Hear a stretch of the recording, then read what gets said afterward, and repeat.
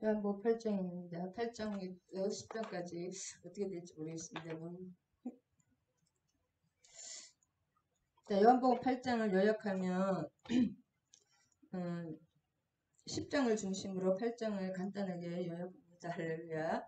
8장을 요약하면 가늠하다 잡힌 여인에 대한 그 기사 이야기고 죄인에 대한 예수님의 무조건적인 용서를 말하고 있습니다.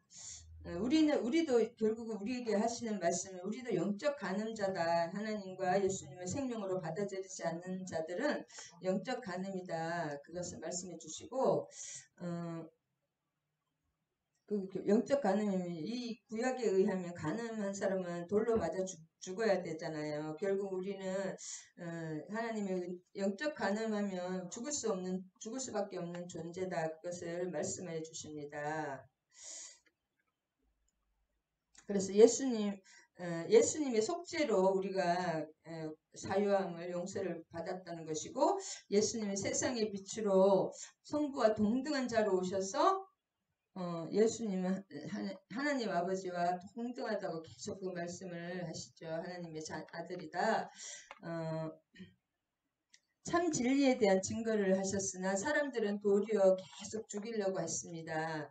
그래서 이것은 7장에 7, 8, 9장까지는 초막절을 배경으로 하고 있다. 서로 연결된 것을 알 수가 있습니다. 할렐루야. 정선 목사님. 그래서 예수는 초막절은 지금 연결입니다. 7장의 초막절의 연결이고, 이제 초막절이 끝나가는 그런 때이기 때문에 예수님은 초막절은 7일 동안 계속되기 때문에 밤에는 또 이렇게 감람산에 가서 기도를 하셨습니다. 그래서 이 여인을 용서한 것은 무엇을 말하느냐 하면은 우리도 다 영적 간음자로서 죽을 수밖에 없는 죄인이었는데 예수님이 없이는 우리는 죽을 수밖에 없는 존재다. 그것을 말씀하는 것입니다. 그래서 결국은 이 바리새인들에게 하나님께서 계속 우리에게 2차 수신자도 바리새인들에게 말씀하시는 건데 죄의 무서움에 대해서 우리는 우리가 죄인이기 때문에 죽을 수밖에 없는 존재이기 때문에 예수님 외에는 우리가 살 길이 없다는 것을 얘기하시면서 죄의 무서움을 계속 얘기하였습니다. 예수님은 이 여인을 끝까지 용서하셨을까요? 우리 이 여인을 용서하셨다고 생각을 너무나 잘 아는 내용이기 때문에 이 죄인을 용서하셨다고 생각을 할 수도 있지만 진짜 용서가 됐을까요? 그래서 감람산에서 이제 예수님이 내려오셔서 다시 그 초막절 중간에 이제 성전으로 다시 이렇게 강화하신다 그러죠. 예수님이 말씀하시는 거 강화라고 하십니다. 하늘에서 내려주시는 말씀이기 때문에 성전으로 다시 돌아오셔서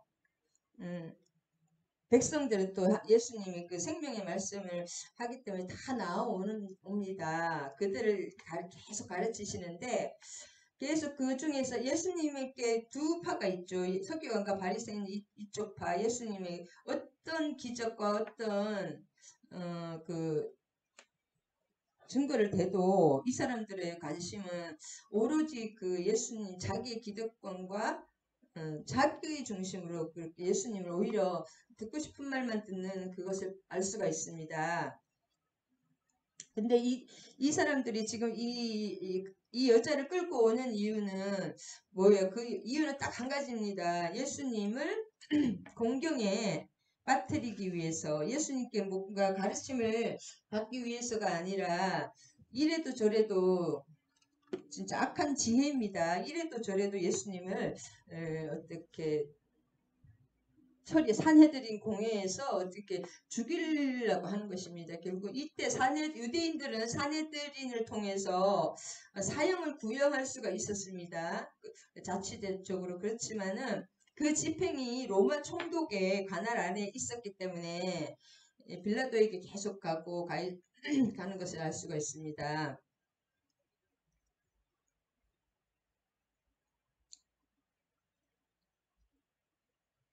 그래서 이 사람들이 예수님을 치라고 하면은 그 너무나 잘 아시죠. 사랑을 가르치신 예수님의 그 모순이 되고 이 사람을 또 치지 말라고 하면은 율법에 그 간음죄는 큰 죄잖아요. 그래서 이래도 저래도 걸리기 때문에 딱 그 뭐랄까 어떤 조건 예수님을 죽일 조건을 만들어 놓고 왔는데 결국은 이 내용이 뭐냐면 바리새인들은 이 예수님을 죽이려는 그 함정에 빠뜨리라는 그런 거지만 하나님 예수님은 지혜로서 이 사람을 자 모세의 율법으로 율법으로 근데 이 당시 그 바리새인들이 아니에요? 이 당시 바리새인들은 우리보다 더 나았을까요?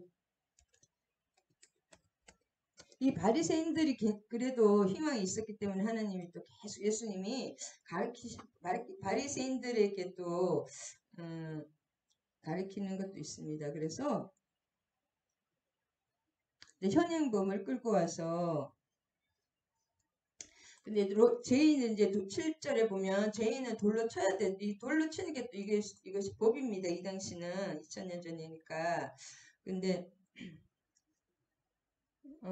예수님은 이 사람을 치지 말라는 말을 하지 않았습니다.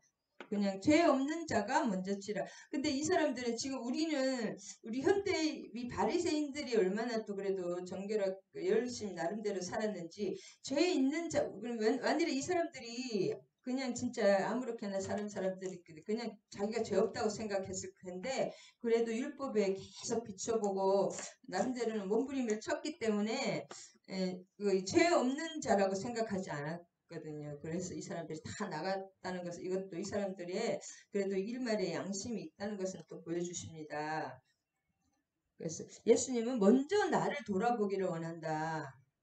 우리는 선악과를 인해서 항상 저도 다른 사람을 뭐랄까 항상 원망불평하고 판단 정죄를 하지만은 하나님은 우리 자신을 그런 권세를 우리에게 주지 않으셨습니다. 다른 사람을 판단할 권세를 그것은 오직 심판 주신 하나님과 예수님의 권세지 우리는 우리 자신을 돌아봐야 된다 그 말씀이고 그 다음에 여자예요 너를 고발하던 자들이 여자라 이런 이 여자도 여자지만 우리를 돌아보라는 그런 말씀인 것으로 저는 받았습니다. 그래서 율법은 다른 사람을 정죄하는 다른 사람의 죄를 밝히 드러내서 그 사람을 이렇게 드러내는 것이 아니라 율법은 거울이기 때문에 나를 위해서 내 죄에 대해서 보는 기능을 하는 것을 우리는 여기서 배울 수가 있습니다. 나도 너를 정죄하지 않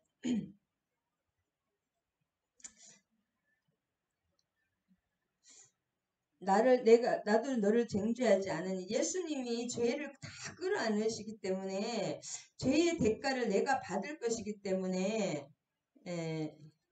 너의 죄의 크고 무서움을 죄가 없어지는 것이 아니라 그 죄의 무서움을 알으라는 것입니다. 그래서 내 죄가 얼마나 소명하고 무섭고 실제한다는 것을 우리는 알아야 됩니다. 그럴 때 더 진정으로 예수님을 믿을 수가 있고 그래서 예수님이 하시고 싶은 그 죄를 드러내고 구장에서도 지금 드러내는 것이 있는데 예수님 앞에 와서 예수님이 그 죄를 담당하셔서 우리가 살고 그것을 알 수가 있습니다. 그래서 여기서 또 두 가지 유비가 되면은 이 여자는 비록 그 현장에서 잡힌 죄인이었지만 도망간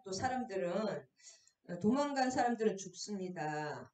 끌려온 자는 살았지만 이게 복음의 아이러니인데 이 여자는 오히려 죄인이었고 끌려왔기 때문에 예수님 앞에 왔기 때문에 살았지만은 예수님 앞에서 도망가는 그 사람들은 죽게 되는 것이 영적으로 죽게 되는 것이죠. 구원을 못 받고 그래서 이 드러내는 것이 중요하다. 예수님 앞에 나오는 것이 중요하다. 이제 9장에서도 계속 나오기 때문에 사는데 다시는 죄를 범하지 마라. 너는 이제 율법에 속한 자가 아니라 나에게 속한 자라는 뜻입니다. 나는 세상의 빛이니 나를 따르는 자는 어둠에 다니지 아니하고 생명의 빛을 얻으리라. 그래서 여기는 32절에 보면 여기 굉장히 중요한 말씀이 나옵니다. 진리를 알지니 진리가 너희를, 이 내용이 계속 다 중요하지만은 오늘은 맥 잡는 맥을 못 잡으니까 사람들이 더 멀어지더라고요. 맥을 좀 잡는 것이 중요하기 때문에 율법에서 나오라. 너희가 내 말에 거하면, 이 바리새인들은 결국은 율법의 그 감옥을 벗어나지를 못하거든요. 자아의 감옥을 떠나야 되는데, 요나가 그 뭐지, 어저께 요나가 그 상어 뱃속에서 나와야 되는 것처럼 자기의 자기를 이렇게 깨트리고 나와야 되면, 율법을 깨트리고 나와야 되는데 그것을 못하는 것을 알 수가 있습니다. 남을 정죄하는 그것이 율법입니다. 남을 정죄하는 그 율법에서 벗어나서 하나님이 그 참 자유이시고 진리이신 예수님의 말씀에 거하면은 참 생수, 참 초막절이신 예수님 안에, 말씀 안에 거할 때 예수님의 제자가 되고, 그 다음에 32절에 이게 굉장히 중요해요. 진리를 알지니 진리가 너희를 자유롭게 하니라. 진리를 알지니라는 말이 뭘까요? 남을 정죄하는 율법에서 벗어나서 그 율법으로 나를 돌아보는 거라는 것이, 율법은 거울이잖아요. 나를 보라, 그 율법이 없으면 내가 죄인인지 아닌지, 거울을 보지 않으면 내가 이상한 얼굴에 뭐가 묻었는지 안 보이듯이, 그 율법으로 거울을 통해서 나를 돌아보고 나의 죄를 깨달은 다음에, 내 죄악이 얼마나 선명하게 정확하게 구체적으로 깨달은 다음에 그것을 십자가에서, 나의 죄를 위해서 십자가에서 죽어서 해결하시는 예수 그리스도, 진리이신 예수님을 믿고 그분 안에 살라. 그리하면 그분의 진리가 너희를 자유롭게 하리라. 진리는 이 세상의 그냥 지혜가 아닙니다. 그분의 진리, 세상의 교양 이런 것이 아니라 예수 그리스도, 그분의 진리가 너희를 자유케 하리라. 십자가를 온전히 내가 죄인임을, 나의 죄를 진짜 선명하게 깨닫고 율법의 거울을 보고 말씀의 거울을 보고 그 예수님을 내가 온전히 받아들일 그분의 살을 먹고 피를 마실 때 그분과 하나가 되고 참 자유인이 됩니다. 그래서 진리가 예수님이 진리라는 거지 세상의 그 온갖 진리 그런 것이 아닙니다. 율법은 너희를 못살게 굴고 죽일 뿐이지만 복음은 너희를 자유롭게 하고 너희를 살게 하고 너희를 하나님의 자녀로 우뚝 서게 한다 그 말이고, 이때가 초막절을 다 배경으로 하기 때문에 초막절이 생수가 또 말씀 그 성령이시기 때문에 그것을 내가 온전히 받을 때 생명이 오고 참 자유가 온다는 것입니다. 그래서 여기서 율법은 나를 돌아보는 것이다. 그것을 하고 9장으로 빨리 넘어가겠습니다. 오늘은 맥잡기로. 자, 그 다음에 9장에는 실로암에 가서 씻으라 그 얘기거든요. 그 맹인, 날 때부터 맹인된 자의 얘기인데, 그 얘기가 누구 얘기냐, 이 맹인을 위한 맹인 얘기도 하지만 결국은 우리가 영적인 맹인이라는 것입니다. 믿지 않는 자들은 그것을 하나님이 그래서 7장에서는 그 생수, 나를 믿는 자는 그 배에서 생수가 예수님의 에게서 생수가 흘러나오는 거죠. 그러면 그 예수님을 우리 속에 모실 때 우리 속에서도 예수님을 통해서 생수가 생명과 생명의 물과 그 성령, 말씀, 성령으로 조명된 말씀이라고 하기도 하고, 성령론과 기독론이 다 적용이 되는데, 그러면 이 실로암에 가서 이 당시도 지금 초막절을 배경으로 하고 있기 때문에 7장에서는 생수 대신 예수님, 여기서 이제 초막절을 완전히 이 9장까지가 가장 완전한 그것을 완결판이라고 할 수 있는데, 7장에서는 생수 대신 예수님을 말했다면 8장에서는 빛 대신, 아까 8장에 그 뒤에가 잠깐 그 빛 대신, 그 초막절에는 빛 대신 예수님이라는 것입니다. 빛 대신 예수. 아까 그 뒤에 뒷부분에 있었거든요. 8장에. 예수님은 그 에고에이미 세븐 세잉 7가지 나는 내가 그다라는 거예요. 내가 하나님이고 그리스도라는 거예요. 예수님이. 그래서 지금 아까는 생수가 나는 생수다. 8장에서 나는 빛이다. 초막절에는 그 성전 안에 빛을 이렇게 빛을 불을 켜거든요. 그 불 성전에 그 초막절에 성전에 불이 나다. 그 다음에 나는 어, 여기서도 이제 그 눈을 밝히는 거죠. 눈을 우리의 영적인 우리는 맹인인데 내 힘으로는 아무것도 할 수 없고 이 사람이 또 날 때부터 맹인인데 이게 1절이 굉장히 중요합니다. 초막절이었는데 이것을 또 우리에게 말씀하시 굉장히 예수를 믿지 않는 사람은 모든 사람이 갈 바를 알지 못하는 거죠. 우리 태어날 때부터 우리는 영적 맹인으로 태어나거든요. 길을 가실 때에 본지라 예수님이 중요한 것이 하나님이나 예수님이 중요한 길을 가실 때 예수님은 길을 가시는 게 중요한 것이 아니라 뭐의 길을 가시냐 보신 그 양들을 잃어버린 양들을 찾기 위해서 보시는 것이 예수님이 보시는 것입니다. 이것이 보실 때는 역사가 일어나는 거죠. 그 8장의 연속이라고 할 수 있어요. 8장의 성전 제단에 하나님 예수님께서 그 초막절에 성전 제단에 불을 켜는데 그 불의 역할인데 여기서는 이제 빛과 빛이 되신다는 거죠. 생명 나를 따르는 자는 생명의 빛을 얻으리라는 그 말씀이 지금 여기서 나오는 것입니다. 그래서 그것이 여기서 증거가 되는 것입니다. 9장에서는 랍비여 이 사람이 누구 날 때부터 맹인됐다는 거죠. 이것을 내 힘으로는 이 사람은 중간에 맹인된 사람은 뭘 좀 알 수도 있잖아요. 지금은 안 보이지만 근데 이분은 날 때부터 맹인이기 때문에 한 번도 뭘 진짜 해를 한번 본 적도 없고 한 번도 아무것도 본 적이 없는 그러니까 이 사람은 완전히 자기 힘으로는 아무것도 할 수가 없고 세상을 본 적이 없는 진짜 절망적인 그런 사람이거든요. 근데 예수님이 길을 가시다가 이 사람을 봤습니다. 그것이 예수님이 우리를 보신다는 그것이 생명이다. 이것이 누구냐? 우리의 모습입니다. 우리가 아무 희망과 소망이 없을 때 예수님이 우리를 봐주셨기 때문에 우리가 생명을 얻고 믿을 수가 있는 것이지 예수님이 우리를 우리를 이끌지 않으면 하나님이 예수님 친히 이끌지 않으면 우리 절대로 예수님을 우리 힘으로 믿을 수가 없습니다. 자, 그래서 우리의 한계와 결핍이 이것이 하나님의 부르심입니다.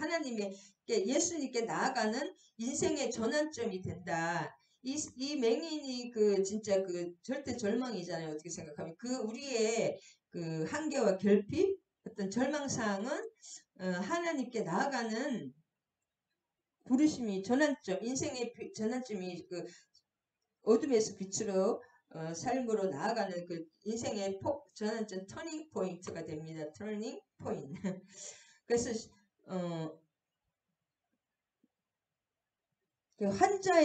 예수님을 병자를 위해서 왔다는 거 알잖아요. 그래서 우리가 진짜 가난한 사람, 심령이 가난한 자가 천국에 저일 것이지 우리가 어떤 이런 절대 결핍과 한계의 결핍 이걸 통해서 우리의 인생이 오히려 좋은 생명으로 변화가 됩니다. 예수님 앞에 나올 때.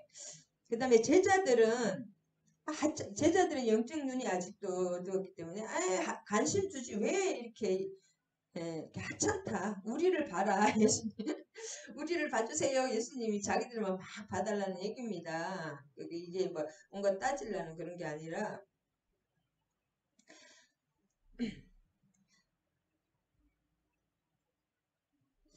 그러니까 뭐가 잘못되면 내가 뭘 잘못했지 이렇게 나 중심으로 율법 중심으로 이렇게 우리가 제자들도 보고 사람들도 누구의 죄니까 이 사람의 죄니까 부모의 죄니까 계속 그렇게 하는데 예수님의 시각은 하나님이 하시는 일에 관심이 있습니다. 이 사람이 볼 수도 없고 알 수도 없고 할 수도 없는 그 맹인인데 그를 위해서 예수님을 보내셨다는 거죠. 그리고 하나님의 일은 또 잃어버린 영혼들을 구원하는 그 구원의 역사가 가장 큰 것입니다. 때가 아직 낮이라는 것은 밤에 예수님이 계시기 때문에 낮이라는 거죠. 영적인 밤은 어둠을 낮은 그 빛을 상징합니다.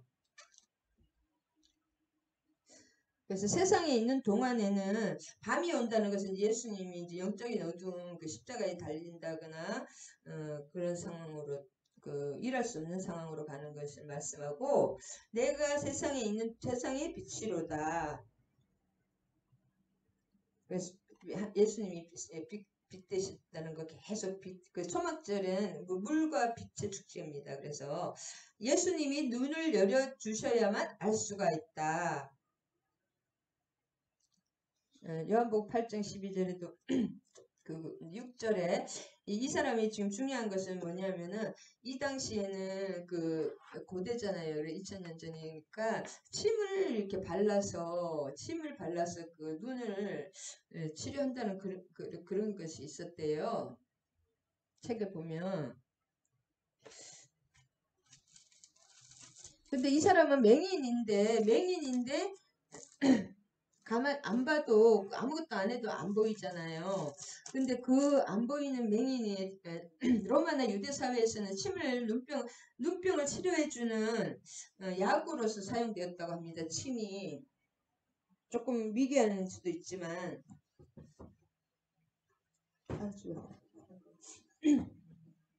침이 그 눈병을 치료해주는 약으로 사용되었는데, 안식일에는 또 약의 사용이 또 금지되었습니다. 이 사람들은 안식일 엄청 그 안식일을 지키잖아요. 그래서 따라서 예수님은 이러한 치료 방법을 통해서 그 안식일 날 꼭 치료를 해주십니다. 하나님이 그 안식의 형식주의적인 것을 그것을 진짜 그건 잘못된 것이다. 그것을 계속 그렇게 말씀해 주시기 위해서 안식일날 치료를 해 주시는데, 이 맹인은 가만히 있어도 눈이 안 보이는데 그 위에다가 또 진흙을 바른다는 것은 무엇을 뜻하느냐. 진짜 맹인이라는 것을 맹인도 가만히 안경 쓰고 뭐 이렇게 가만히 있으면 맹인인지 아닌지 모르잖아요. 근데 내가 맹인이다라는 것을 인정을 하는 것입니다. 눈이 이렇게 흙을 바르면 사람들이 저 사람이 못 본다는 것을 알고 인정하는 것입니다. 그래서 그것을 숨기는 것이 아니라, 그래서 이 맹인이 나중에는 예수님의 제자가 점점 되는 것을 볼 수가 있는데, 그것이 중요해요. 나는 진짜 맹인이다. 자기를 있는 그대로 드러내는 거예요. 자기의 수치와 죄라기는 좀 뭐하지만은, 그것을 그럴 때 실로암에 가서 씻으라. 이때 초막절에는 실로암이 굉장히 낮은 지역이 있고 예루살렘 높은 지역이 있었는데, 아침마다 실로암에 가서 물을 막 길어다가 그 성전의 그 큰 항아리 초막절에는 그 제사장이 그 금그릇에다가 같이 해가지고 사람들이 같이 해서 계속 그 성전의 마당에다가 막 그 물을 뿌리는 그런 잔치였거든요. 그 실로암에 내려가라는 거죠. 가장 낮은 곳으로 내려가야 된다는 것입니다. 결국은 실로암에 인정을 하고, 나의 연약과 죄 못 보는 것을 인정을 할 때 예수님을 그렇게 믿게 되잖아요. 예수님에게 의지를 하게 되고, 그럴 때 39절, 그 사람은 예수님을 믿음으로 인해서 보게 되는 거죠. 이제는 영적 눈이 띄어지는 것입니다. 예수님을 인정하고 예수님을 받아들일 때. 근데 이 바리새인들은 이 사람들은 왜 맹인이냐, 자기들이 실제로 영적 맹인인데 그걸 모르는 거예요. 그렇기 때문에 진짜 맹인인 거예요. 그래서 보는 자들은 맹인이 되게 하고 보지 못하는 자들은 보게 하는 게 예수님의 뜻입니다. 우리가 영적 맹인이다, 우리는 우리의 그 연약함과 우리의 그 죄성과 부족함을 알 때 그걸 인정하고 예수님을 우리가 믿게 되잖아요. 그럴 때는 그 영적인 눈을 뜨게 되는 것입니다.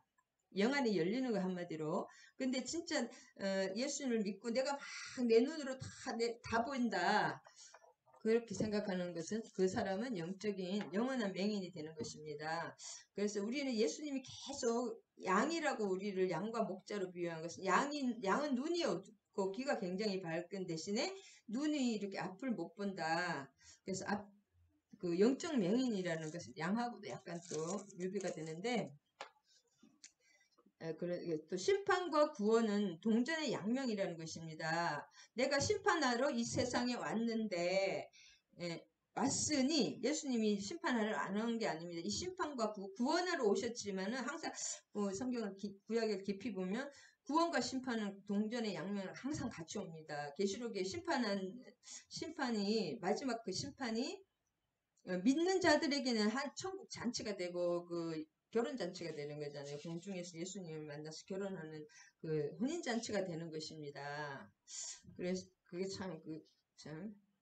안 믿는 자들은 독수리 밥이 돼가지고 독수리들의 또 잔치가 되는 것입니다. 그것이 시체로. 그래서 그것을 참 성경은 다 아이러니로 되어 있다. 자, 10장을 빨리 하기 위해서 크냐 작아야 되는데 너무 크군요.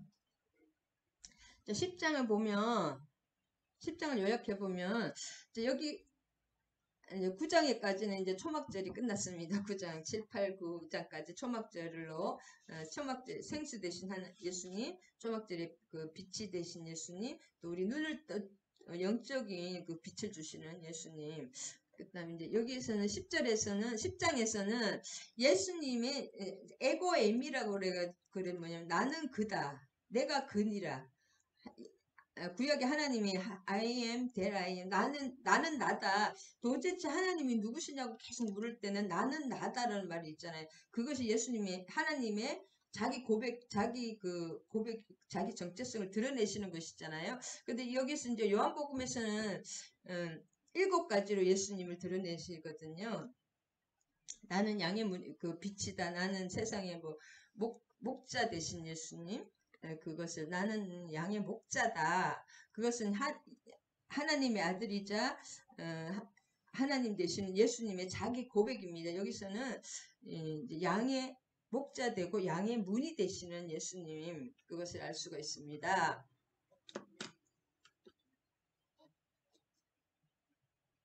그래서 예수님이 여기서 10장에서는 자신을 목자로 신자인 우리 믿는 사람을 양으로 비유함으로써 자신의 그 구속사역을 설명하는 것입니다. 그래서 우리가 예수님이 어떻게 우리를 구원하는가, 그것을 양과 목자를 통해서 비유를 해주시는데, 목자가 양을 위해서 막 혼신을 다해서 힘을 쏟듯이 예수님은 우리의 구원할 백성들을 위해서 혼신의 힘을 다하고 자기의 목숨 생명까지도 바치신다, 그것을 말씀하시고, 또 예수님께서는 싹군 목자에 대해서 바리새인이나 이런 분들 다 성경학자들이잖아요. 바리새인, 서기관 또 제사장들, 대제사장, 특히 이 사람 그 사내들인 공회의 회원들인데, 당시 유대를 이렇게 지도자라고 할 수, 유대의 최고 지도자 그 클럽 그룹인데, 그분들과 예수님과의 비교가 되는 거예요. 그 사람들은 삭군 목자고 예수님은 참 목자 되신다. 그것을 계속 해서 지금 여기 10장에서는 예수님이 굉장히 화가 나서 하시는 말씀입니다. 10장 맞네요. 9절에 보면 예수님이 하시고 싶은 말씀은 그 도둑이라는 거예요. 이 바리새인과 그 대제사장 그 그룹들이 다 도둑이라는 거예요. 그리고 실제로 9장에서 그 날 때부터 맹인된 자가 눈을 열어서 그분이 나중에 예수님을 믿게 됐고, 막 계속 그 예수님이 나를 눈뜨게 했다 계속 얘기를 했거든요. 증거를 했는데 누가 너를 눈을 떴냐 계속 그렇게 막 바리새인과 서기관들이 물으니까 성전에서 물으니까 예수님이 진짜 그분이 그 선지자고 그분이 그리스도라는 것을 이분이 점점 고백을 했기 때문에 완전히 이제 출교를 시켰습니다. 그 9장에서 이 눈뜬 맹인을 왜 출교를 시켰냐? 그 자기들의 기득권을, 눈뜬 것이 중요한 이고 사람이 사는 것이 중요한 것이 아니라 이 사람들은 자기의 기득권이 더 중요했기 때문에 그 눈뜨고 살리고 이건 아무 상관없어요. 자기들은 자기들의 법에 자기들의 그 어떤 그 테두리 위에 안식일에만 맞추고 그렇기 때문에 안식일에 그 눈을 띄었다 이거예요. 결국은 안식일에 왜 일을 했냐 그거에 해서 그리고 그 사람도 죄인으로 몰아서 눈 뜬 사람도 죄인이고 예수님도 죄인으로 몰아가서 출교를 시켰습니다. 이 당시 이제 신정국가이기 때문에 출교가 되면 완전히 그 뭐 활동을 할 수가 없잖아요. 가정에서도 다 출교라는 것은 엄청난 나쁜 거거든요. 출교가 되면은 사회 활동도 할 수 없고 사회에서 매장시키는 거거든요. 그 눈뜬 맹인이 그렇게 출교를 매장을 시켜버렸어요. 그러니까 예수님이 엄청 화가 나서 이 말씀을 하시는 것입니다. 그들은 도둑이라는 것입니다.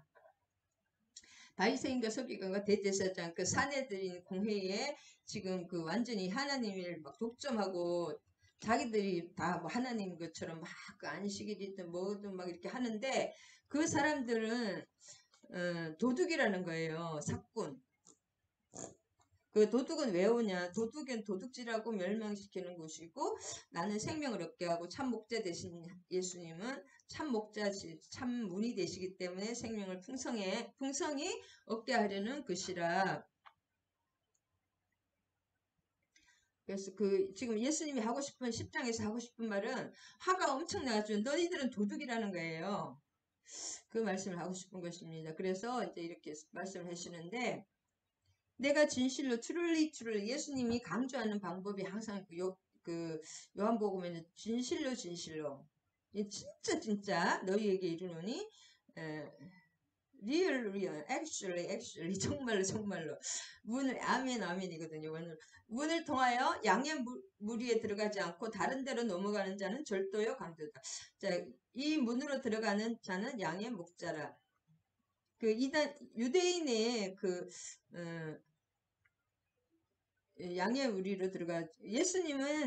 예수님이 양의 문이고 양의 그 목자이기 때문에 자, 문지기를 그를 위하여 문을 열고 양은 그의 음성을 듣나니 그가 자기 양의 이름을 각각 불러 인도하여 내느니라. 양은 귀가 밝아서 주인의 그 자기의 목자 음성을 듣고 이거 실험을 해봤는데 그 옷을 똑같이 목자하고 있고 다른 목자가 불러도 안 간대요. 양들은.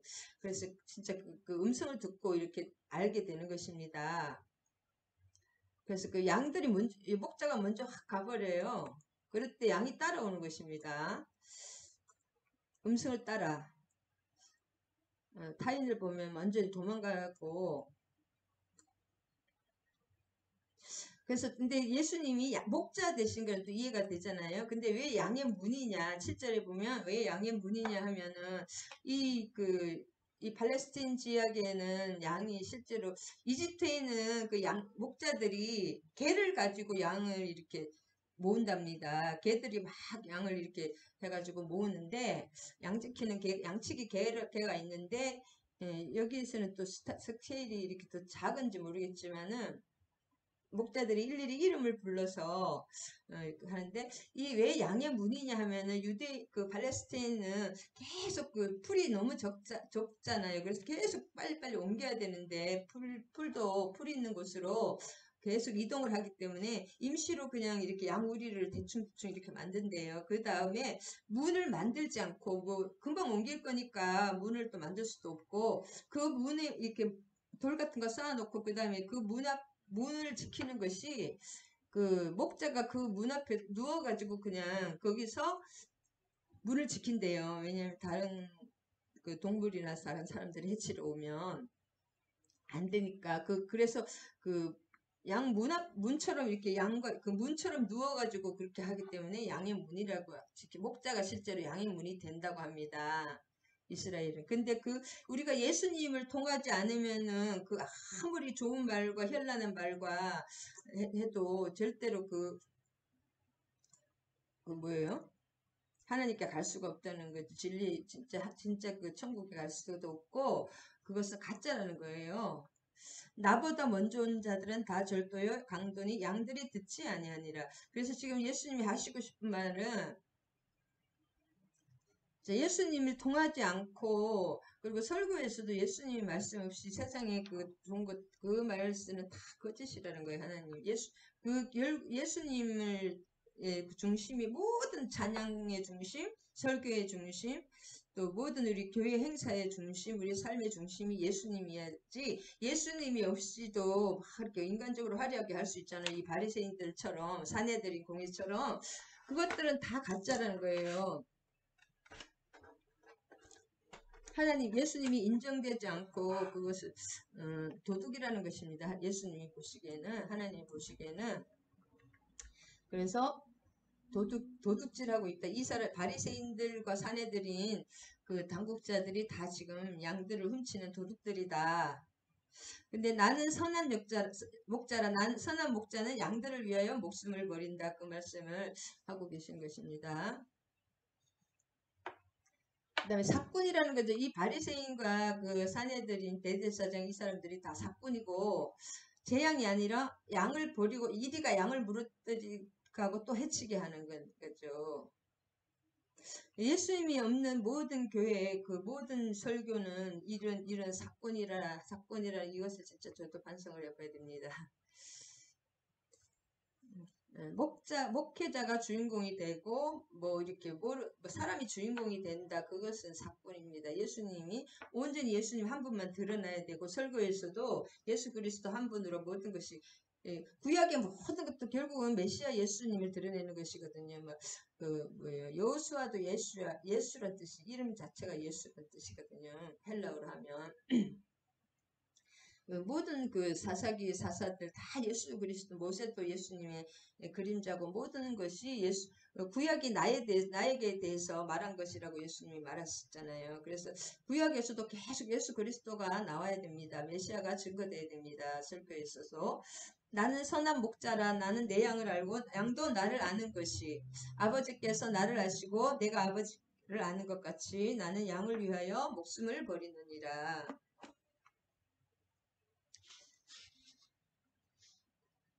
그리고 신앙생활은 이제 목자와 같이 하지 않는 신앙생활을 돛 닦는 거, 불교에서 돛 닦는 거, 그런 명상, 그런 것은 아니라는 거예요. 삶 가운데 예수 그리스도와 나와의 관계가, 목자와 양은 나의 생명을 맡기는 사람이잖아요. 목자가 지켜주시잖아요. 목자가 모든 것을 공급해 주십니다. 그럴 때 목자와 예수님을 나와의 관계, 나와 예수님의 관계, 그 다음에 문도 양이기 때문에 모든 것이 예수님께 열어드려야 된다. 문을. 그래서 말씀 속에서 예수님, 그의 음성을 들을 수 있어야지 그의 음성을 아는 거로 따라온다. 그 다음에, 문지기라는 말이 또 3장에 나오잖아요. 문지기라는 것은 이제 예수님은 양의 목자고, 또 문이시지만 문지기는 또 다르죠. 이렇게 말씀을 전해주는 사람이라고도 할 수 있습니다. 그래서 문지기는 예수님을 위하여 문을 열고, 예수님만을 위해서 문을 열어야 되는 거예요. 예수님 따로 이렇게 예수님이 시키지 않은 짓 혼자 하면 문지기 아닙니다. 잘못된 것이죠. 그래서 나를 부르시는 음성을 듣고 따라가는 것이 참 중요합니다. 그래서 말씀을 스스로 먹을 수 있는 그런 성도를 기르는 것이 참 중요합니다. 그 다음에 그분이 가시는 곳을 따라가야 되고, 그 목자와 양이라는 것은 반드시 여호와는 나의 목자시니 나를 인도하시잖아요. 푸른 풀과 쉴만한 물가로 인도하시잖아요. 시편 23편에. 그것을 인도하고 따라가는 관계가 되어야 된다는 것입니다. 그래서 목자의 음성을 반드시 들어야 된다. 그리고 양은 자기 목자의 음성을 잘 듣습니다. 그 양이 아니기 때문에 목자의 음성이 안 들리고, 그리고 문지기에게 너무 집중하면 안 됩니다. 지금부터 목사나 그런 사람들에게 현혹되면 안 되고, 그래서 말씀 묵상을 통해서 시편이 말씀 묵상이 참 중요하다. 그럴 때 하나님의 음성을 들을 수가 있습니다. 하박국은 계속 예수님이 질문을 했거든요. 그게 참 중요합니다. 예수님 계속 지금 우리 성령님께서 이게 뭐예요? 왜 그거를 진짜 심각하게 계속 여쭤봐야 됩니다. 그러면 반드시 깨닫게 해주십니다. 그다음 6절에 보면 예수님이 이 비유로 예수님이 우리가 알아듣기 쉽게 비유로 알려주시는 거예요. 우리에게 사정에 맞게. 예, 근데 알지 못하느니라 왜냐하면 귀가 닫혔기 때문에 귀가 닫힌 사람은 예수님의 이 말씀을 못 깨달았습니다. 근데 귀가 열린 사람은 이 말씀을 통해서 하나님의 음성을 듣게 됩니다. 그래서 진실로 다시 또 예수님이 7절에 정말 truly 아멘 정말 진실로 나는 양의 문이다. 예수님으로만 들어와야 된다는 거죠. 요한복음에서 제일 중요한 것이 이것입니다. 양의 문이고 나는 양의 목자다.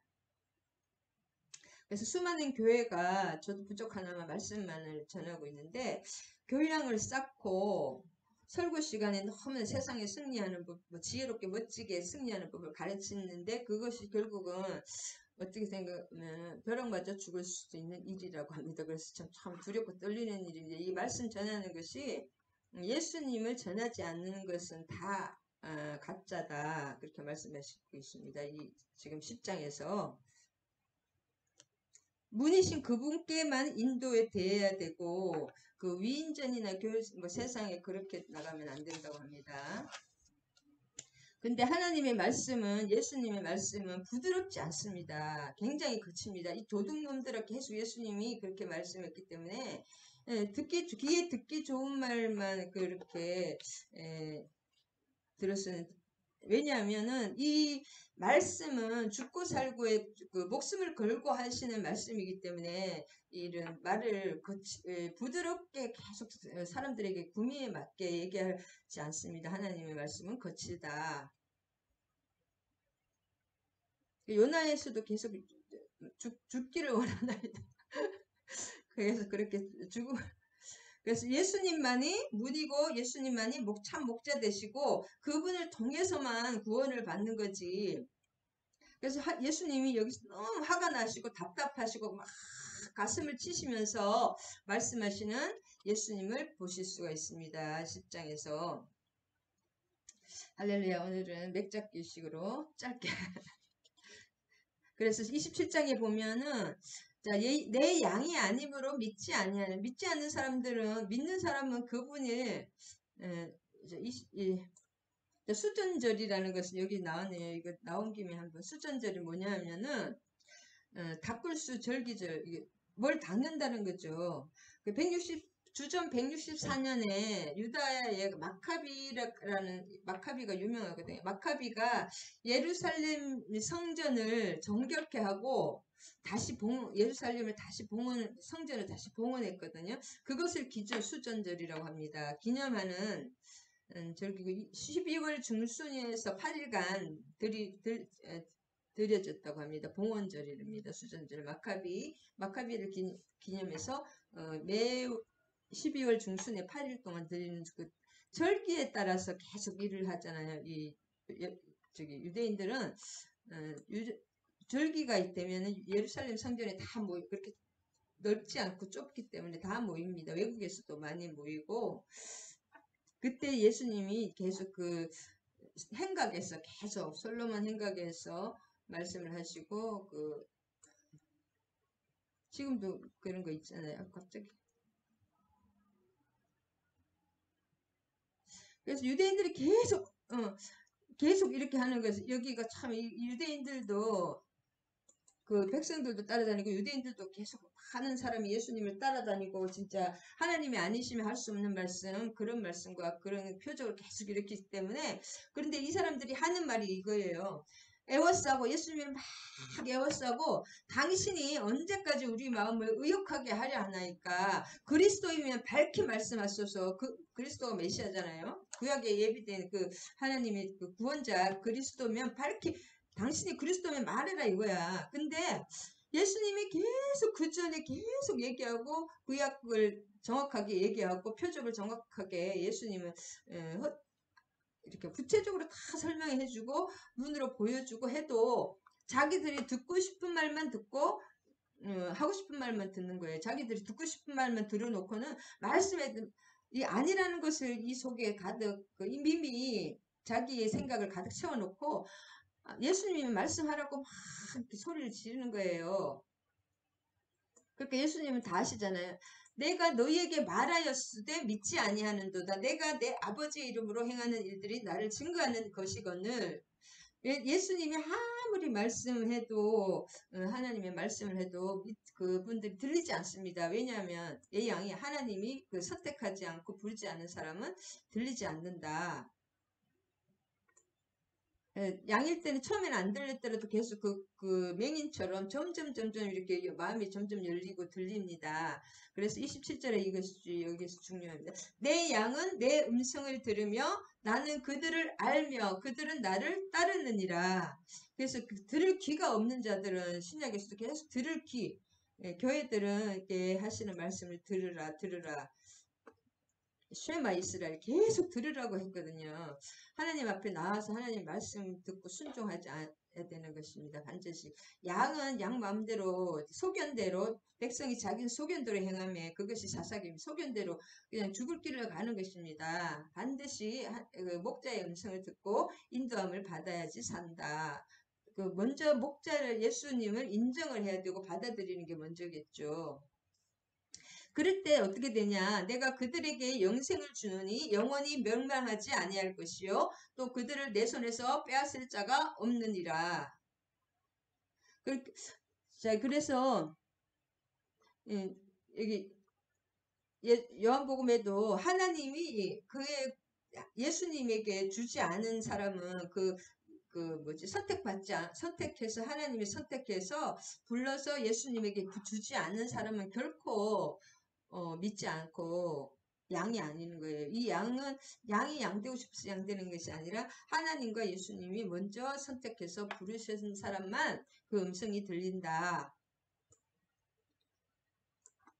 그래서 왜냐하면 내 만물보다 크신 모든 만물을 창조주고 만물을 다스리기 때문에 그분이 어떤 수단과 방법을 통해서도 우리를 믿게 하신다. 그리고 아버지와 나는 하나이다. 하나님은 예수님 자기 마음대로 하는 것이 하나도 없고 하나님의 계속 기도하시면서 하나님이 하시는 그대로만 하고 하시는 말씀대로만 할 때 어떻게 되냐. 그래서 죽이려고 하는 거예요. 하나님의 백성이 아닌데 하나님의 말씀을 하잖아요. 죽이려고 합니다. 지금 실제로 그래요. 가족들도 그렇고 믿지 않는 사람 가족이나 이렇게 갑자기 누구 안 믿다가 누구 한 명이 그분이 선택을 받았으면 온 가족이 죽이려고 하는 거예요. 그리고 안 믿는 사람과 육신의 사람은 영의 사람을 핍박한다고 나와 있잖아요. 서로 원수가 되기 때문에 가는 길이 다르기 때문에 그래서 돌로 치워 죽이려고 하는 거예요. 그렇게 또 막 따라다니면서 니고데모가 대표적이거든요. 하나님이 아니면 당신 같은 일을 할 수가 없고 당신에게 하나님이 함께하지 않으면 할 수 없는 선지자라고 그렇게는 했지만 선생이라고 계속 했지만 니고데모도 이 사내들인 공회의 회원이었거든요. 그랬지만 그것을 믿음으로 받아들이지 못했습니다. 그래서 이래도 저래도 계속 잡아매려는 것이죠. 네가 왜 신이냐? 심성모독이라고 하면. 근데 구약에도 시편에도 하나님의 말씀을 받은 사람은 신이라고 했던 게 있거든요. 성경에 그 사람들 성경도 잘 모릅니다. 알고 보면 깊이 몰라요. 하물며 하나님의 아들이라는 거 신성모독을 어쨌든 마음에는 죽여야 되겠다 그거밖에 없어요. 이 사람들은. 그렇기 때문에 아무리 예수님이 내가 아버지 하나님의 일을 행하지 아니하면 나를 믿지 말고 내가 만일에 하나님의 율법 그대로 다 맞거든요. 내가 행하거든 나를 믿지 않더라도 내 안에 계시고 내가 아버지 안에 있음을 깨달으라. 아무리 입이 아프고 얘기를 해도 이 사람들은 뭐예요? 점점 예수님을 이제 죽이려는 그 마음이 점점 강해집니다. 잡아 죽이려고 하는 거예요. 그래서 예수님이 도망갔고 요한이 처음 세례 베풀던 곳에 갔습니다. 근데 이 사람들은 또 하나님 예비하신 사람들은 아무 기적도 행하지 않고 아무 별 말씀도 안 했는데 많은 사람이 이미 또 요한이 그렇게 예수님에 대해서 증거를 했기 때문에 많은 사람이 갔다가 요한은 아무 표적도 아니하였으나 요한이 이미 이 사람이 나보다 메시아가 올 것이다. 그 말을 계속 해놨잖아요. 그래서 참 이거 요한의 또 그런 뿌린 거 씨가 뿌려놔서 그런지 그리하여 거기서 많은 사람이 예수를 믿으니라. 그래서 이쪽에서는 요단강 저편에서는 아무 표적도 행하지도 않았는데 많은 사람이 예수를 믿고 구원을 받았다고 합니다. 할렐루야. 그래서 우리가 하나님의 음성을 못 듣는 것은 결국은 나의 지금 하나님의 말씀을 듣고 싶고 이런 것은 하나님이 택한 백성이기 때문에 듣고 싶은 것입니다. 할렐루야. 주님 감사합니다. 오늘 또 두서없이 요한복음 8장에서 10장까지 나누어 봤습니다. 너무나 많은 말씀을 하다 보니까 저도 약간 정신이 없긴 한데 주님 일단 맥 잡는 식으로 하고 더 자세한 것은 다음에 계속 풀어나가기를 원합니다. 하나님 말씀을 깨닫게 해주시고 빗대시고 우리에게 영적인 장님인 우리를 눈을 뜨게 하여 주시고 또 어둠 속에 있는 우리에게 빛이 되어 주시고 또 갈 곳을 몰라서 헤매이는 그 양 같은 어린 양 같은 우리에게 소견대로 우리가 갈 바를 알지 못하는 우리에게 목자 되시고 양의 문이 되셔서 우리를 인도해 주시는 예수님을 감사를 드리며 찬양을 드립니다. 우리가 내 양은 내 음성을 듣는다고 하셨으니 항상 영적 길을 열어주셔서 주님께서 하시는 말씀을 나의 그 삶의 정황에서 이 순간 하시는 음성을 듣는 귀한 그 영의 귀가 활짝 열린 저와 나팔귀가 되게 하여 주시옵소서. 영의 나팔귀를 주셔서 하나님 그 목자 되시는 예수님의 음성을 듣고 따르는 그 인도받을 수 있는 푸른 풀과 쉴만한 물가로 하나님의 인도를 받는 귀한 양과 목자 사이에 되게 하시고 우리 삶의 모든 것도 예수 그리스도 그분만이 목자가 되게 하여 주시옵소서. 아멘. 아멘. 모든 말씀 우리 주 예수 그리스도 이름 받들어 기도드립니다. 아멘. 아멘. 할렐루야. 감사를 드립니다. 주기도문과 축도하심으로써 예배 마치겠습니다.